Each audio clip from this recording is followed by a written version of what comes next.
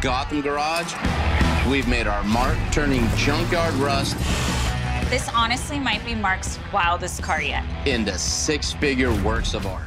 Due to the increasing popularity Gotham Garage has gained since the show Car Masters Rust to Riches premiered in 2018, it's no wonder the general public has grown curious about several aspects regarding the garage and its staff. Though there's no denying how eye-catching some aspects of the show are, not everyone is quite convinced with what's shown on screen. That's why speculation about supposedly staged scenes, staff members faking jobs, and even the lack of authenticity of Gotham Garage as a real business have been constant for some time now. So, is Gotham Garage a real car workshop? Who owns it? And where exactly is it? Keep with us to know all. Despite the doubts some people have regarding whether what is seen in Car Masters is real or not, it's important to point out that Mark Towle is Gotham Garage's sole owner known to date, as the existence of the business partners is unknown. It makes sense for him to be the shop's only proprietor though, as Mark's was the only name listed on court papers back when the business faced legal issues in the early 2010s. Besides that, it's for certain that Gotham Garage is an authentic business, even when cameras are off. As seen on its website, they usually take commissions from the general public, though the time each project takes to be completed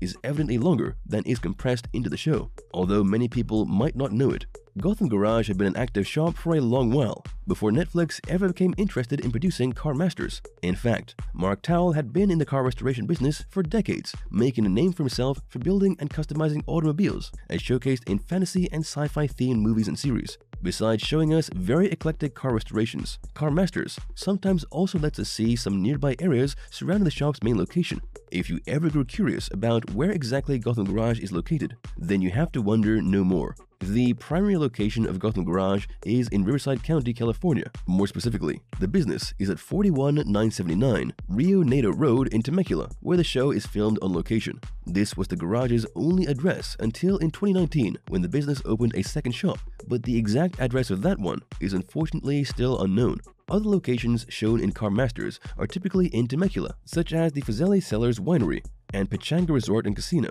As the site Cinemaholic reports, near San Diego, Temecula is in California's southwest and is known for its tourist places, resorts, and wineries. Though the town doesn't seem to be the most fitting place for a car shop, it makes sense since it's located near to such a financially thriving area. Most people know Mark Towle thanks to Car Masters Rust to Riches, but actually, his name was already in media headlines long before the show premiered, though not necessarily for positive reasons. For decades, Mark has been making a living out of customizing cars eclectic enough to be featured in movies, or for the most daring collectors. However, his business took a strong hit in 2011, when DC Comics sued him for selling car replicas of the Batmobile, originally showcased in the film franchise Batman. As court papers stated, Mark was incurring copyright infringement, trademark infringement, and unfair competition, though his defense rejected the claims by stating the productions which the Batmobile was featured in were not subjects to copyright protection. The case's outcomes was determined by whether a character in a comic book, television program, or motion picture is entitled to copyright protection, resulting in DC Comics winning the lawsuit. As the Ninth Circuit's Court of Appeals determined, the Batmobile's recognizable characteristics made it possible for the company to be protected by the copyright laws. Although it's unknown if DC Comics asked for monetary compensation from Mark, it's known that the replicas were being sold for $90,000 by Gotham Garage. Concurrently, with Mark Towle battling DC Comics in court, there was another lawsuit against him in the making. However, this time it came from his former employee, Scott Lee, who had worked for Gotham Garage for years as a website designer. As it happens, Scott was hired by Mark to build the business website, GothamGarage.net, in addition to providing other services as a graphic designer. The payment was agreed to be a Butts Batmobile kit, based on the 1966 Batman movie for Scott, who also agreed to pay thousands of dollars to the shop to compensate for the kit's value, and buy a Corvette to put it on. The contract ended after a couple of years without Scott receiving his kit or a car, a fact acknowledged by Mark in a notarized second contract. Apparently, Mark didn't provide Scott with the promised Batmobile kit under the agreement that the website wasn't finished, though as Scott affirmed, Mark's refusal to give him the content and feedback necessary made it difficult for him to complete the job. After over 4 years of working for Mark, several months of waiting for his payment, and a lawsuit from Mark for unlimited damages, Scott filed a counter lawsuit, and a long legal battle started from there. As Scott made the case public through an online forum, he was initially contacted by Gotham Garage and dozens of online users who apparently went through similar professional experiences with Mark, and his business partner Corey Geik offered Scott their assistance as witnesses in court. As a plus, the website Don't Get Geiked listed all the details about Scott's and other cases alike in order to seemingly prevent people from involving themselves with Mark's businesses. Despite the support Scott obtained, the case was comparable to the David vs. Goliath story due to how difficult it had been for him to go against Mark and his business. They used to call me a dumb hillbilly living in a log cabin in West Virginia, while they were threatening to sue me. Nonetheless, Scott's efforts were compensated for when in 2016, the Superior Court of California favored him by granting him compensation of $35,000 plus other damages and court costs. However, Scott wasn't given back his car nor the Batmobile kit, while he still had to provide the project he was contracted for to Mark. Though he won the case, Scott apparently had planned to file an appeal to have the Corvette he purchased returned, but it's unknown what the outcome of that was. Though not all people might agree or like Mark Towell's business practices, as observed in the legal battles he has been through, it's undeniable that he built a stable business by himself. While it's mainly unknown how Netflix got a hold of Gotham Garage's existence, the success CarMaster's Rusted Riches has achieved so far makes it evident that it was the right call for both parties. As reported by Rate and Graph, CarMaster's premiere episode had 8.0 rating points on average, a number which was topped by the 9.1 points in the episode Back to the Future, scored later in the season, a success repeated in the following 2 seasons. Although the fact the show was available through an online subscription platform probably plays a positive role in its popularity, there's no denying CarMasters has rightfully earned its own audience, easily proven by the hundreds of thousands of followers they have on social media. Although CarMasters has faced its own share of criticism for not focusing entirely on car rebuilding and restoration, at the end of the day, the show still has some good-looking finished projects to be proud of. For starters, their Batmobile replicas were a sight to behold, despite the legal issues surrounding them. Their slick black exteriors, red painted details, and curved windscreens surely make them one of Gotham Garage's most notable works. Other gorgeous-looking projects definitely include the green Hot Wheels-inspired split-in-image car and the Speed Race replica, both built over C4 Corvettes. If we go for more modest-looking cars, look no further than a Volkswagen Beetle featured in the first season's episode Buggin' Out, which became an over-the-top car after a conversion into a hot rod. When it comes to Ford T-Buckets, the fire truck was especially thrilling to see, as the Gotham Garage staff successfully transformed it into a hot rod without leaving behind its firefighting-inspired aesthetic. Now going with the daring ones, the show's second season premiere greatly pleased us when it showed a Ford Pinto being rebuilt into a race car. However, the most notable thing about it, beside its striking deep purple paint job, is its environment-friendly mechanics.